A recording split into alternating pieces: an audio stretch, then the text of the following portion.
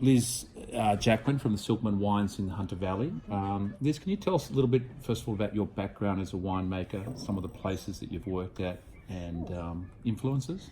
Yeah, I guess when I think back on my career, I don't perceive myself as old, but then I realise I've been doing this for 20 years, and I started off in the laboratory, so with a very technical background, but realised how bad I was at it.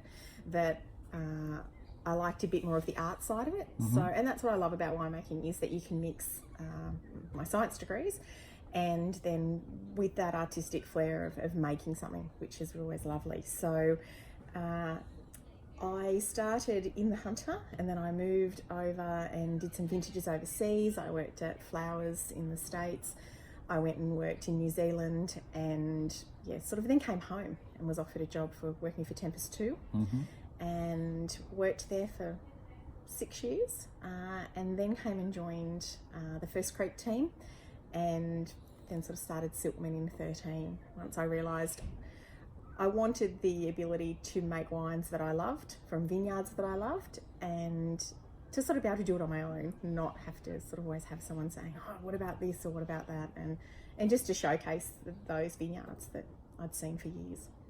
And with those vineyards you worked with, particularly overseas, Flowers, or in Australia, any one of those that sort of gave you an influence you felt more on your winemaking style, or was it all sort of, it all comes together and who you are now? I think you take bits and pieces from each place, and the thing I loved about Flowers was that it was very site specific. So when you look at their range of wines, you see that it's about really allowing those sites to speak for themselves, and the Hunter is probably the perfect place to do that, because we have such variations in soil. We are the oldest region in Australia, and so the age of the vineyards, the different soil, and we throw that word of terroir around a bit, but it is so true here. Because of the broken back range, you can have a vineyard that will get rain, and then right next door there'll be nothing, and that sort of just allows each vineyard to show its own nuances, and my job, I think, is to be quite hands-off,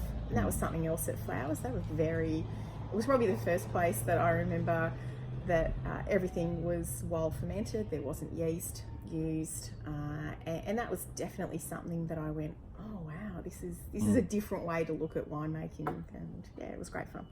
Great.